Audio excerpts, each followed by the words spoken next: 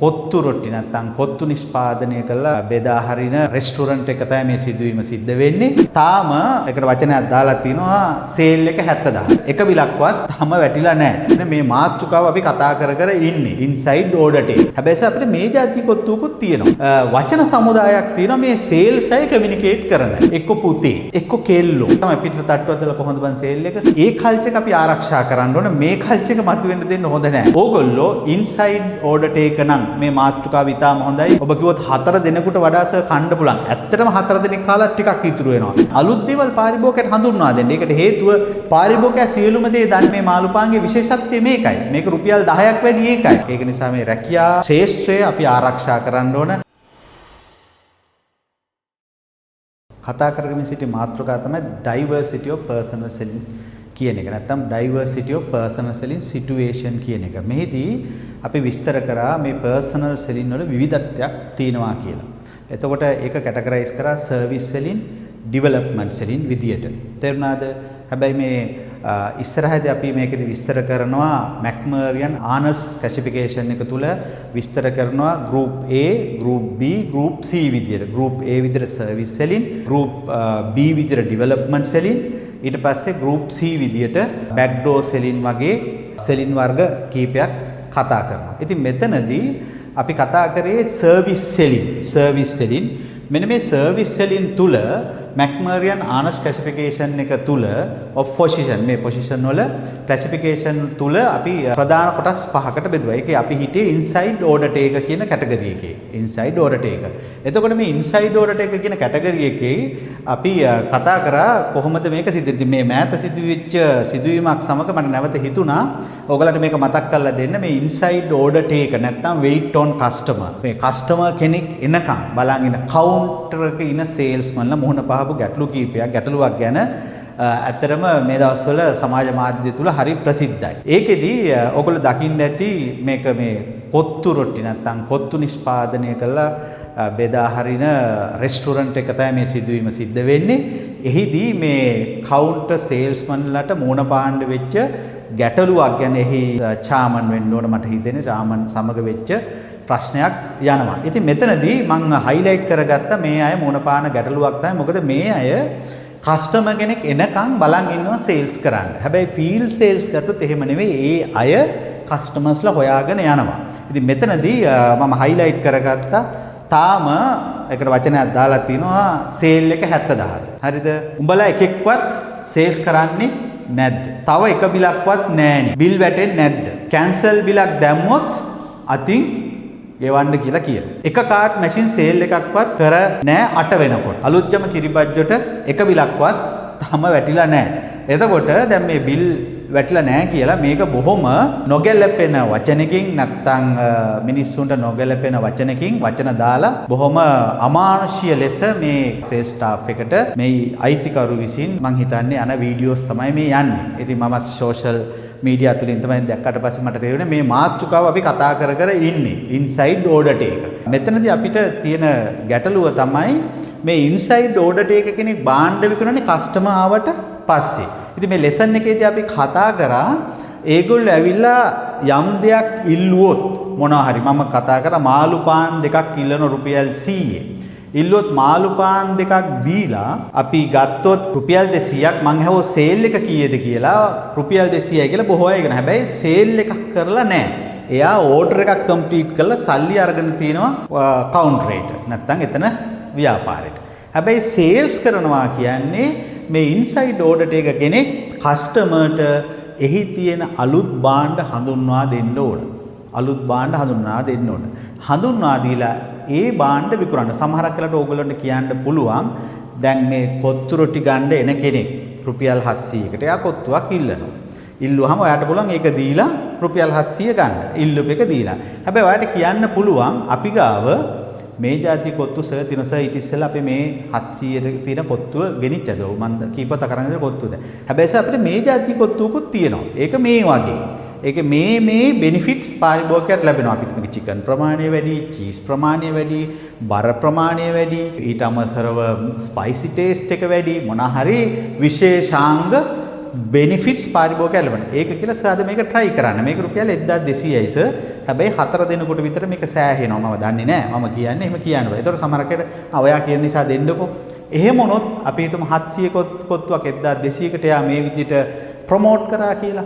එතන ලැබෙන අමතර සේල් එකක් රුපියල් 500. ඉතින් මෙහෙමයි ඉන්සයිඩ් ඕඩර් ටේක කෙනෙක් බාණ්ඩ විකුණන්නේ. එතකොට ඔබට තියෙන අභියෝග රසක් තමයි මෙතනදී බොහෝ වෙලාවට කතා වෙන්නේ. හැබැයි ෆීල් සේල්ස් කරන කෙනෙකුට සේල් එක අඩි නම් එයාට තව කස්ටමර්ස්ලා එදා දවස ඇතුළත රෑ වෙනකන් හරි හොයලා තමන්ගේ සේල් එක කරගන්න පුළුවන්. ඉතින් මෙතන කිසිසේත්ම මේ කතා කරපු භාෂාව ඔයගොල්ලෝ බලන්න ඇති. ඉතින් එතනදී මේ කවුන්ටර් සේල්ස් කරන කිසි කෙනෙක් අධෛර්යයටපත් වෙන්න එපා. මොකද ඕගොල්ලෝ බොහොම වැදගත් පිරිසක්. ඒ වැදගත්කම නැතුව තමයි මෙතන බොහෝ වෙලාවට මේ කතා කරන්නේ. ඒක අපි කිසිසේත්ම අනුමත කරන්නේ නැහැ. මොකද මේ සේල්ස් අය අපි නිතරම අපි කතා කරන විෂය තුල සේල්ස් විෂය තුල කතා කරනවා. ඕගොල්ලෝ බොහොම වැදගත් පිරිසක්. ව්‍යාපාරයට ආදායම ගේන පිරිස. නැත්නම් රෙවෙනියු එක ජෙනරේට් කරන පිරිස. ඉන්කම් එක ගෙනත් දෙන පිරිස. ඒත් එක්කම සමාගමේ බ්‍රෑන්ඩ් එක පාරිභෝගිකය අතර ගෙනියන පිරිස. ඉතින් ඕගොල්ලෝ සුවිශාල සේවාවක් සමාගමේ කරන සුවිශේෂී දක්ෂතා ඇති පුද්ගලයන් පිරිසක්. ඉතින් ඒ අයට කිසිසේත්ම මෙහෙම කතා කරන්නේ. හැබැයි මේ සේල්ස් කියන විෂය මේ වගේ. මොන වගේද? සේල්ස් කියන විෂය වෙනම කල්චර් එකක් තියෙනවා. හැම විෂයයකම හැම වෘත්තියකම වෙනම කල්චර් එකක් තියෙනවා. උදාහරණයක් විදිහට ගත්තොත් වෛද්‍ය වෘත්තිය ගත්තොත් ඒකේ කතා කරන භාෂා විලාසයක් තියෙනවා, වචන සමුදායක් තියෙනවා. ඒක වෙනස්. ඉංජිනේරු වෘත්තිය ගත්තොත් ඒ විෂය තුල ඒ කරන අය මමත් දන්නේ නැහැ කරන අය තුල වෙනම වචන මාලාවක් තියෙනවා, කතා කරන විදියක් තියෙනවා. IT ගත්තොත් ඒගොල්ලෝ කතා කරන විදියක් තියෙනවා, ඒගොල්ලන්ට වචන තියෙනවා. සංගීත ශාස්ත්‍රයේ, නැටුම් ශාස්ත්‍රයේ, කලා ශාස්ත්‍රයේ ඒ හැම එකේම ඒවට ආවේනික වෙච්ච භාෂා විලාසයන් තියෙනවා. සේල්ස් වලත් එහෙමයි. සේල්ස් විෂය තුලත් වචන සමුදායක් තියෙනවා මේ සේල්ස් අය කමියුනිකේට් කරන. ඒ වචන සමුදාය හරිම ලෙන්ගතුයි. හරිම බැඳීමක් තියෙනවා. ඒ වචන බොහෝ වෙලාවට මේ ඉහළ නිලධාරීන් පල්ලෙහාින සේල්ස්මන්ලට කතා කරන්නේ එක්ක පුතේ. තේරුණාද? එක්ක කොල්ලෝ, එක්ක කෙල්ලෝ. එහෙම තමයි කතා කරන්නේ. කොහොමද කෙල්ලෝ සේල් එක, කොහොමද කොල්ලෝ සේල් එක? තාම 70000ද කරලා තියෙන්නේ. අද බැරිද ඔක ලක්ෂය පන්න ගන්න? මොකද තත්ති? එහෙම තමයි අහන්නේ ඒ සේල්ස් වල. ඉතින් ඕකට පිටින් අපි කතා කරොත් එහෙම ඒ සේල්ස්මන්ලත් බලනවා මේ විදිහට කතා කරාම කිසිම ගතියක් නැහැ වගේ කියලා. පැහැදිලිද? එතකොට සේල්ස් වල ওই භාෂාව තියෙනවා. මම කියන්න ඕනේ නැහැ. ඕගොල්ලෝ ඉහළ ඒරියා මැනේජර්ස්ලා, ඕගොල්ලෝ ෆීල්ඩ් මැනේජර්ස්ලා සේල්ස් අයට කතා කරන විදිය ඉහළ මැනේජර්ස්ලා ඕවගේ තමයි පිටට තට්ටුවක් දාලා කොහොමද බන් සේල් එක? එහෙම තමයි අහන්නේ. හැබැයි ඒකේ තියෙනවා හොඳ මොටිවේෂන් එකක්, හොඳ බැඳීමක්. මමත් ඔය පන්තියේ තමන්ගේ බොසුත් මේ සේල්ස් පන්තියේ කියන හැඟීම එතන තියෙනවා. අපි ඔක්කොම එක පන්තියේ ඉඳගෙන මේක කරන්නේ මේ සේල් එක. ඉතින් එතන අර ටීම් වර්ක් එක තමන්ගේ තියෙන ඒ බැඳීම විස්තර කරනවා. ඉතින් ඒක නිසා සේල්ස් කල්චර් එක තුල වචන පාවිච්චි කරනවා. හැබැයි මේ වචන නෙවෙයි. ඒ වචනවල තියෙනවා බොහොම ලස්සන බවක්, අලුත් බවක්, වෙනස් බවක්, එතකොට බැඳීමක්, අපිට මොරාල් එක, මොටිවේෂන් එක ඉහළට ගෙනත් දෙන ස්වභාවයක් ඒ වචනවල තියෙනවා. ඉතින් ඒ ඔක්කොම අපි පාවිච්චි කරනවා සේල්ස් කරනකොට. ඉතින් අන්න ඒක නිසා ඒ කල්චර් එක අපි ආරක්ෂා කරන්න ඕනේ. මේ කල්චර් එක මතුවෙන්න දෙන්න හොඳ නැහැ. අපි අර කල්චර් එකේ තමයි අපි සේල්ස් කරන අය ඉන්න ඕන.